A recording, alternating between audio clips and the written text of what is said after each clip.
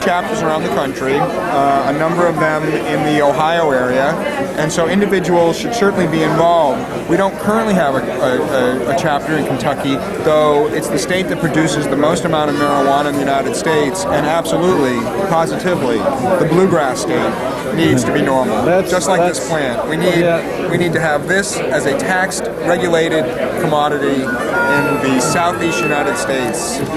Well, we'll have to see what we can do. Well, you certainly do a lot, and individuals all around the general Cincinnati and Kentucky area need to be very thankful that there's a great medium like this to see not only what goes on here in Netherlands, but what potentially can go on in the United States. All right. Thanks a lot, Alan. For progress in the past, whether it's ending slavery, whether it's women's right to vote, racial discrimination, gay rights, a whole range of social issues that have come up in the past, and there's often been difficult challenges like this. I'm confident we're going to win. There's no question in my mind. In the end, the drug war will fall upon its own weight. I think we're lucky to have some advantages in that. I think the biggest one is the truth is on our side, and we spend a lot of our time getting the facts out. If you look at our website, www.csdp.org, what you'll see on the website is a fact book. You'll see our advertising campaign, very factually heavy material, really make it clear the facts are on our side. We have morality on our side. Putting somebody in jail for something they use is certainly not something Jesus would do. Allowing someone to get a disease like AIDS, and we know how to prevent it, would be something that's immoral. It's the current system that's funding the criminals. It's the current approach that's making the cartels and the street gangs wealthy. It's the current approach that's causing the violence in the streets. So we have the morality on our side. And the other thing I think that's very helpful is the information technology that's now available. I think this kind of a cable TV show, for example, wouldn't have been possible 5 years ago. And then you have the whole web. Between hemp and marijuana, Canada has started a huge momentum for us. Canada sees hemp as one thing, as an incredible magnet for agricultural and industrial sustainable development. They don't see it as a drug. And they are going to do extremely well by it. They see it as jobs. Meanwhile, here in the land of oppression, the hempsters are handcuffed, our farmers are handcuffed, and we're watching this industry we created disappear from us like televisions and VCRs and fax machines, articles of Yankee ingenuity being lost to foreign production because our government couldn't get off the stick to support local entrepreneurship. And I think it's a big shame. Candidate one is this understanding that industrial hemp is the root cause of incorporating laws against marijuana into our overall drug laws. That it was the utility of this plant, and not its utility as use of a medicine or a drug or whatever, but its utility as an industrial feedstock that got us into this trouble with marijuana back in 1937. And once people understand that, it makes them understand a little better why it would not be so harmful to take a look at these laws and reform them. My heart was, I don't think that we wanted to take that route. We wanted to do a grassroots thing.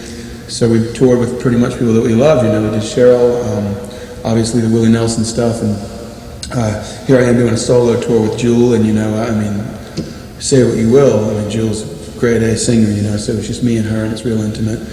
And we're just trying to break the record the right way, organically. And it's working. We're little by little, we see the sales go up in towns, when we play there, and then the response from just walking out and signing autographs in the lobbies after the shows is just overwhelming, Yeah. People that came out a week ago as opposed to 1973.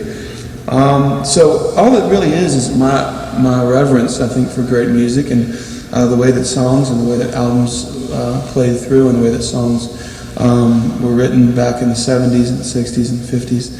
It seemed like it meant a little more, and I just studied that, and I wanted to put that on my record, and I wanted to do it in a way that I could sort of trick the record company into giving me a big fat record deal, because I wanted wanted to have a nice place to live and all that stuff too. But still, we're at the grassroots level. I think that the record company, being so used to trying to force music upon the public, with me from my management and all the way down to where my heart was, I don't think that we wanted to take that route.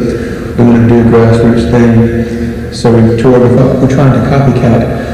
Let's see. Oh yeah, Jackson Brown. All right. I've been to see Jackson Brown, and what I really love about your music, Joe. I mean, one of the things I really love, aside from the musicianship, is that on the one hand, it's like a return to music, but on the other hand, your material is so original and so fresh. I'll be in the studio writing a song with the band, or doing, write a song at my place and bring it to work, in the studio, and I'm always concerned whether, is that too much Bruce Springsteen, is that too much Neil Young? And regardless of my preconceived idea of where the song spawned from, or what I think it sounds like, when we get in there and we play it with my guys, my way, it never turns out sounding like we're sort of ripping anyone off. It becomes it becomes just a firstman song, you know what I mean? So, and I think that's true. Yeah. I mean, really. So you hear this, you listen to the record, and you can listen to "Can't Stop Loving You," and you say, okay, well, that's Tom Petty or something, or whatever they say, and they say, "Breaking on the Ground" sounds like the Black Crowes, and they say that "Now You're Gorgeous" sounds like that. These are fancy accommodations we have here. As we speak, we are ensconced in the famous comedy condo. Most comedy clubs put their comics up in a place that's not necessarily a hotel, not necessarily a apartment. It's where we can stay while we're performing and not have to spend money. And I just remembered one of the unusual aspects of your life is that you travel quite a bit, don't you? I'm fortunate enough to hold the world's record for performing stand-up comedy in 1,000 cities in 10 years, and that's mostly because I couldn't keep a home. But you do have a home pad out in Los Angeles. Over the last 30 years, I've had 2 different homes in Los Angeles, and I'm ensconced in one of them now because we haven't had an earthquake in a long time. That's why I like it. I told them to have it while I was out of town. calling, calling, calling, Kumyale, Kumbrara, Tombe. These are the words you must say. Fly o'er the fields and away. Kumyale, Kumbrara, Tombe. They say the old man spoke as a father.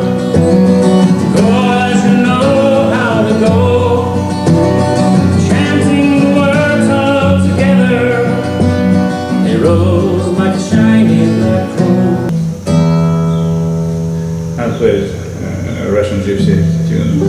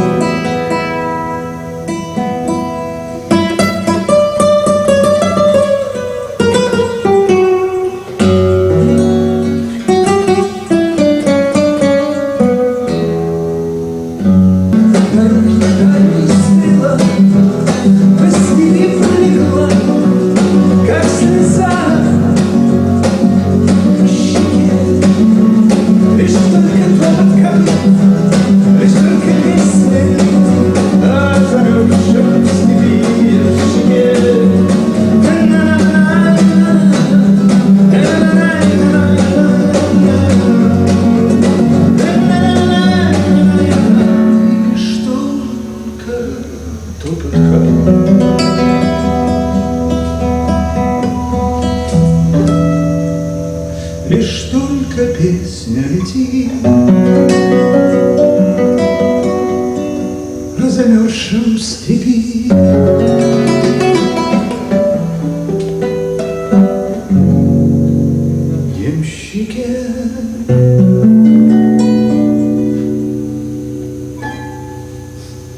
All right, all right, all right. Boy, that song had a lot of movement.